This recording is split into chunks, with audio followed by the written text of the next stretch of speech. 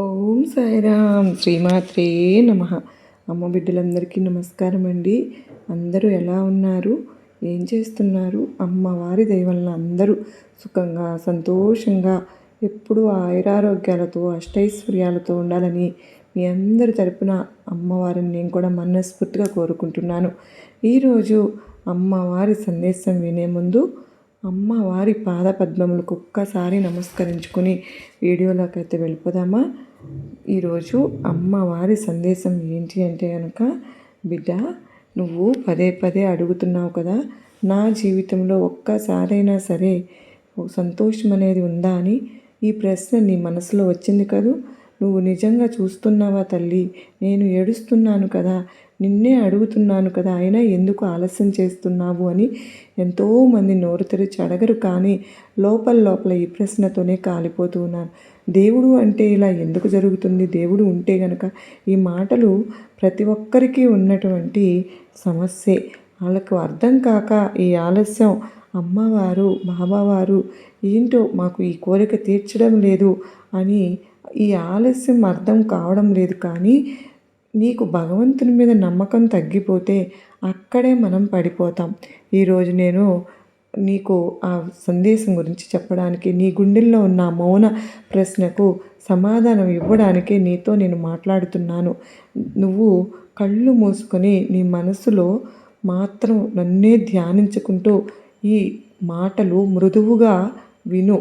ఉండవు కానీ నిజంగా కూడా ఉంటాయి. ఎందుకో తెలుసా? నీ దుర్గమ్మ ఆలస్యం శిక్ష కాదు, అది ఒక ఉద్దేశం. ఆ ఉద్దేశం అర్థం కాకపోతే నువ్వు భగవంతుని ప్రేమని అనుమానిస్తావు. మనలో ఎంతోమంది అలా అనుకుంటాం. దేవుడు వెంటనే జవాబు ఇస్తేనే నీకు నీ బాబా కానీ అమ్మవారు కానీ మంచివాళ్ళు. లేదంటే పనిచేసిన సందర్భాల కంటే ఆలస్యం చేసిన సందర్భాలే నీకు ఎక్కువ. ఎందుకు అని అంటే, భగవంతుడు మన టైం టేబుల్ ప్రకారం పనిచేస్తాడా? మరి భగవంతుని ఉద్దేశం ప్రకారం పనిచేస్తాడా? మరి నువ్వు అయోమయంలో నువ్వు ఉంటూ చుట్టూ అన్యాయం చూస్తూ దుష్టత్వంతో నువ్వు ఎందుకు మౌనంగా ఉన్నావు భగవంతుడా అని అడుగుతున్నావు కదూ. అప్పుడు భగవంతుని వార్కు నువ్వు విన్నావా?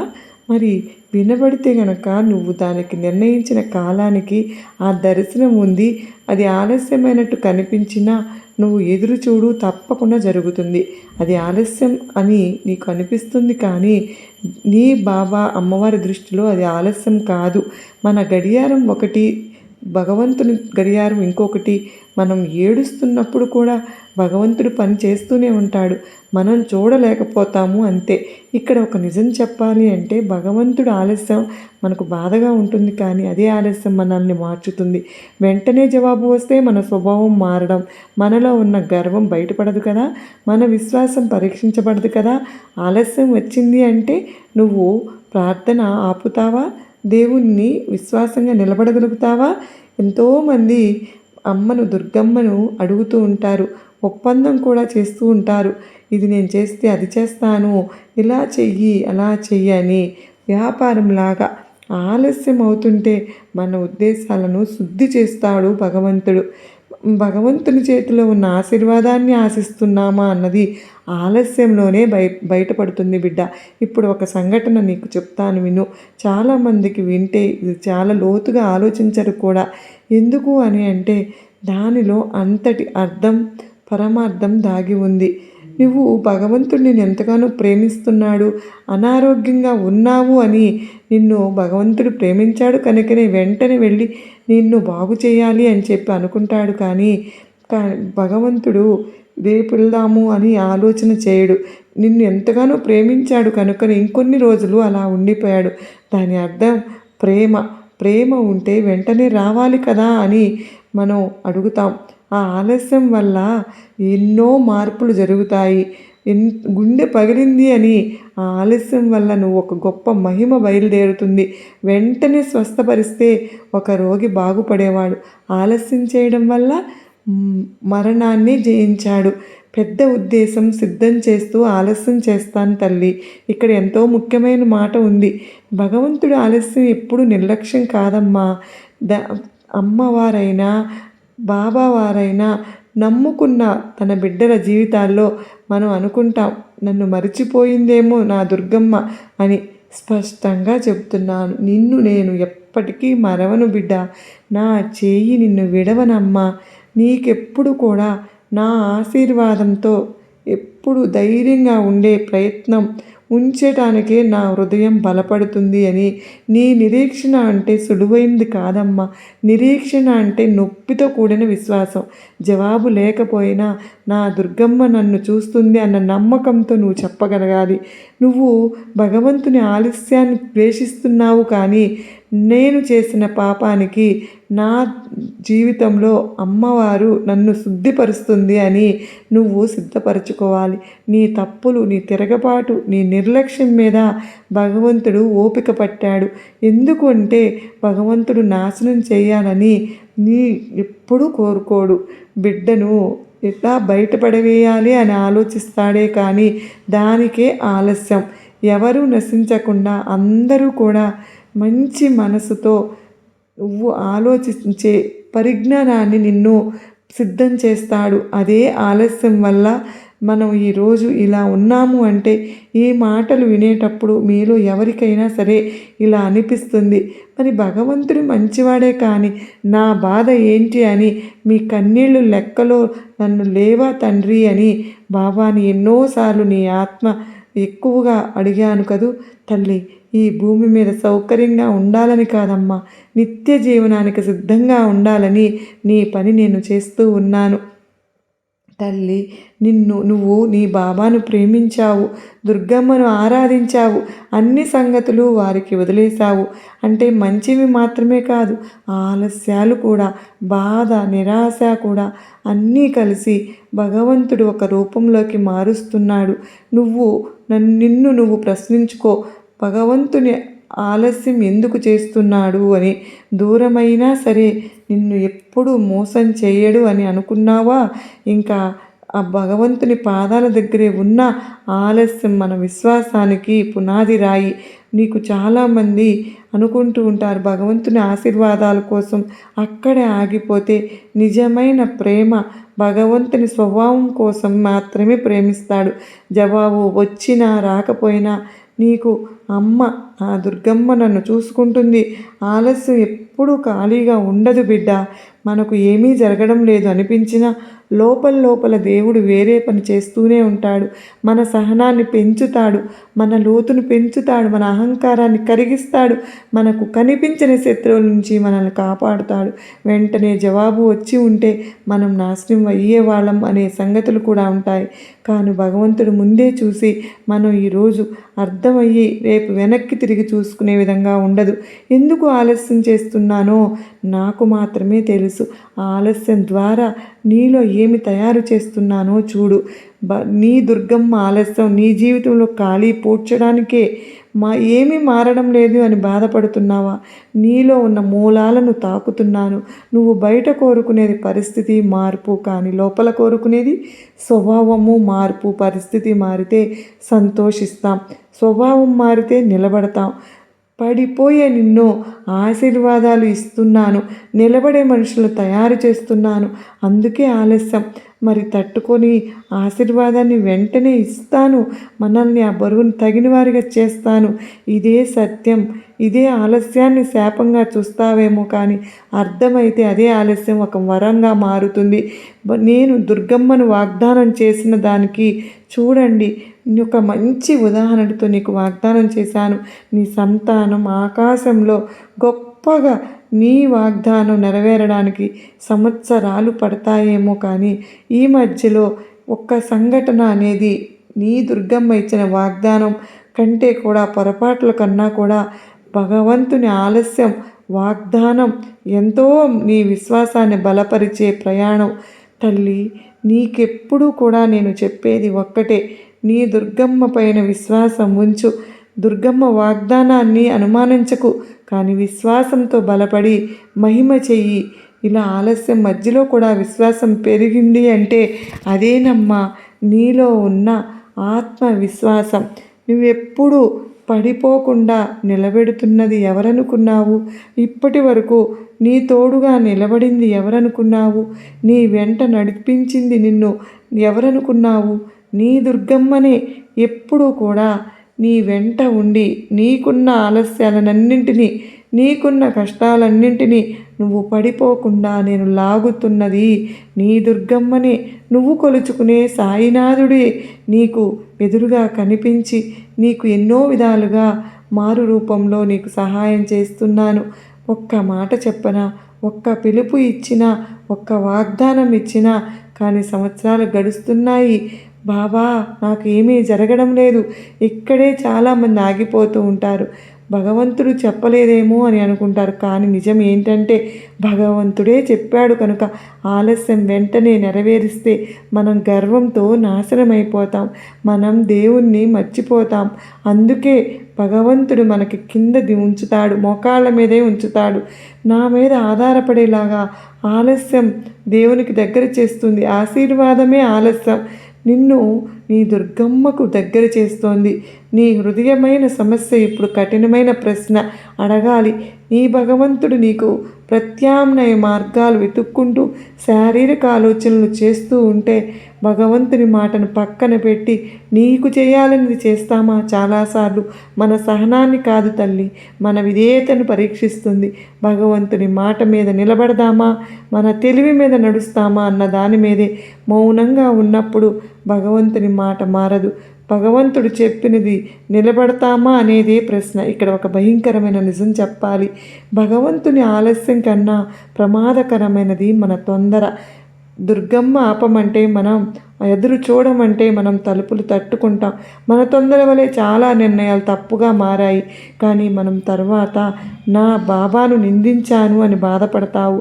ఆలస్యం చేశాడు, మనకు ఆగలేకపోయామే, నిజం తెలుసుకోలేకపోయామే అని గాయపడతావు. ఇప్పుడు చూడు, ఆలస్యం మన కోసమే కదూ, మన ద్వారా ఇంకొకరికి కూడా ఉంటుంది కదూ.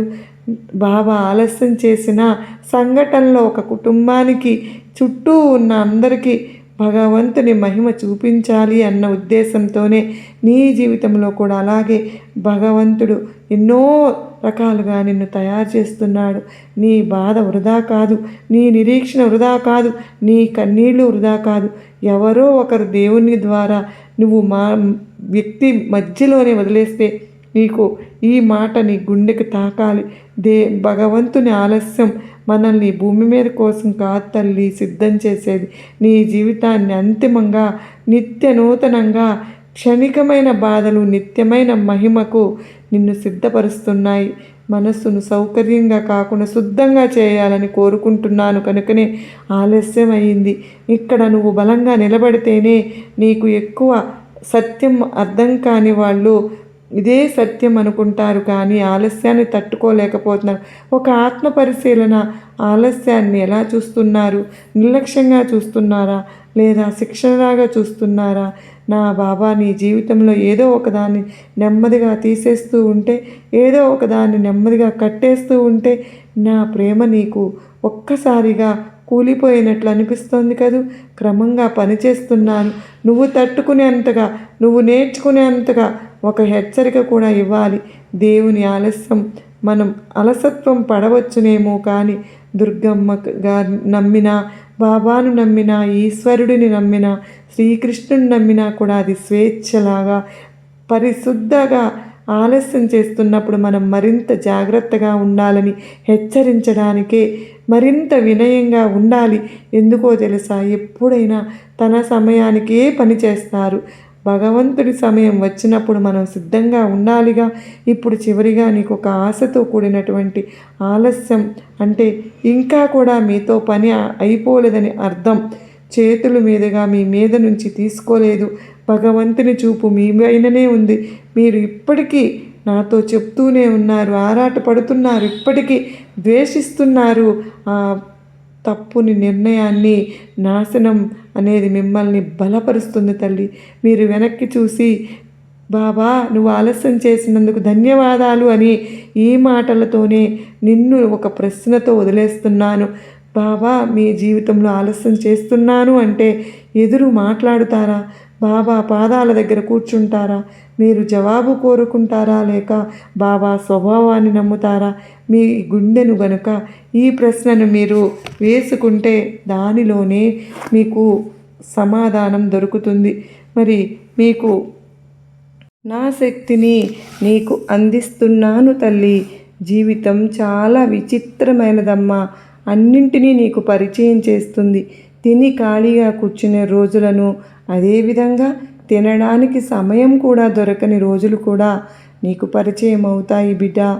అలాగే నిద్ర పట్టని రాత్రులు, నిద్ర లేని రాత్రులు, ఘోరమైన ఓటమిని, అదేవిధంగా ఘనమైన విజయాన్ని కూడా, ఆకాశానికి ఎత్తే అభిమానాన్ని, పాతాళానికి దొరికే మోసాన్ని, అలాగే బాధలో తోడుగా ఉండే బంధాన్ని, బాధించే బంధువులను, ఇలా అన్నింటినీ కూడా ఈ జీవితం నీకు పరిచయం చేస్తుంది తల్లి.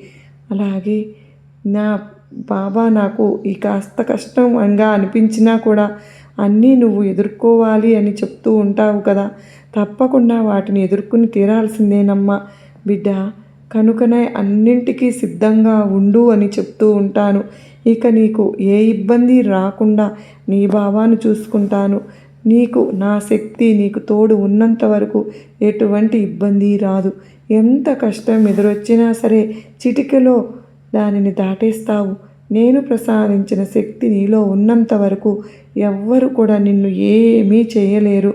నువ్వు పట్టిందల్లా బంగారమే అయిపోతుంది. ధైర్యంగా ముందుకు నడువు. నీలో ఉన్న భయాన్ని మొత్తం కూడా విడిచిపెట్టు తల్లి. మనసు నిండా ధైర్యాన్ని నింపుకో.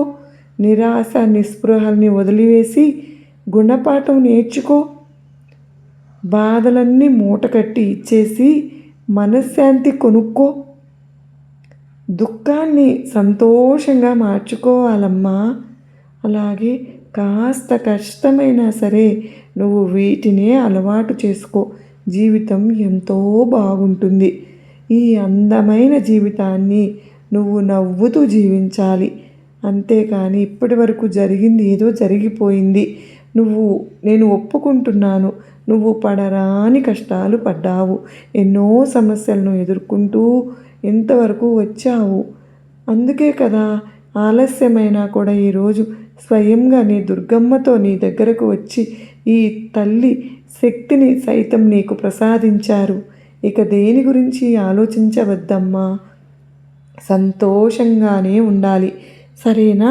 ఇక నువ్వు ఏదైతే ఒక శుభవార్త కోసం ఎదురు చూస్తూ ఆలస్యమైందని నా మీద కోప్పడ్డావో అది కూడా నీ దగ్గరకు చేరేలాగా నేను చేస్తూ ఉన్నాను.